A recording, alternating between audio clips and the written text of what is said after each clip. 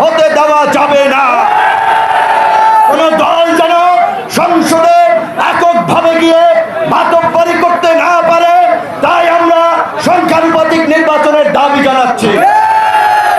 এই সংসদকে কার্যকর সংসদ করা, জনগণের প্রতিটি ভোটের মূল্য দেওয়ার জন্য প্রত্যেকটি রাজনৈতিক দল যারা যে অনুপাতে ভোট পাবে সেই অনুপাতে তাদের প্রতিনিধিত্ব সংসদে থাকবে। এক দল এককভাবে ক্ষমতায় গেলে কি হয় সেইটা আমরা গত 50 বছরে দেখেছি। আর কোন দলকে এককভাবে ক্ষমতায় নিয়ে আমরা স্বৈরাচার ফাঁসিবাদী হতে দেব না। এই ক্ষমতায় যেতে না যেতেই বিএনপির নেতা কর্মীদের চেহারার বদল আমরা দেখতে পাচ্ছি। আওয়ামী ফাঁসিবাদের প্রতিধ্বনি তাদের কর্মকাণ্ডে আমরা শুনতে পাচ্ছি। কাজী পরিষ্কার কথা, বিএনপি যদি এটা উপলব্ধি করে, যারা আন্দোলন করেছে বিগত 1.5 দশক রক্ত দিয়েছে, তাদের নিয়ে জাতীয় সরকার করবে, তাদের মূল্যায়ন করবে, তবেই বিএনপির সাথে জোট হবে, বিএনপির সাথে রাজনৈতিক সমঝোতা হবে। অন্যথায় বিএনপির বাইরে বিকল্প জোট হবে, বিকল্প শক্তিকে নিয়ে এককভাবে নির্বাচন করা হবে। দখলদার মাস্তান চাঁদাবাজের জায়গা এই নতুন বাংলাদেশে হবে না। আমি পটুয়াখালী ডিসিএসপি সহ সকল প্রশাসনকে বলবো, এই যে খেয়াঘাট, লঞ্চ ঘাট, এই সমস্ত জায়গায় 2 লাখ টাকা, 1 লাখ টাকা, 50,000 টাকার টোল প্রতিযোগিতা করে 20 লাখ, 50 লাখ, 1 কোটি টাকায় ডাক উঠিয়ে তারা একটা বাণিজ্য করে।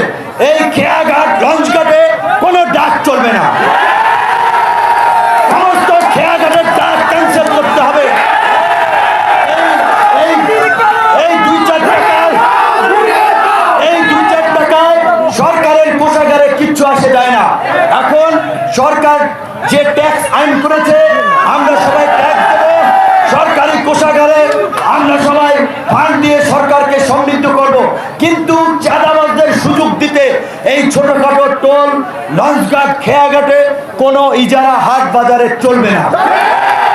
কারণ এই হাট বাজার, খেয়াঘাট, লঞ্চঘাটের ইজারাকে কেন্দ্র করেই এই চাঁদাবাজ, দখলদার, মাফিয়া বাহিনী তৈরি হয়।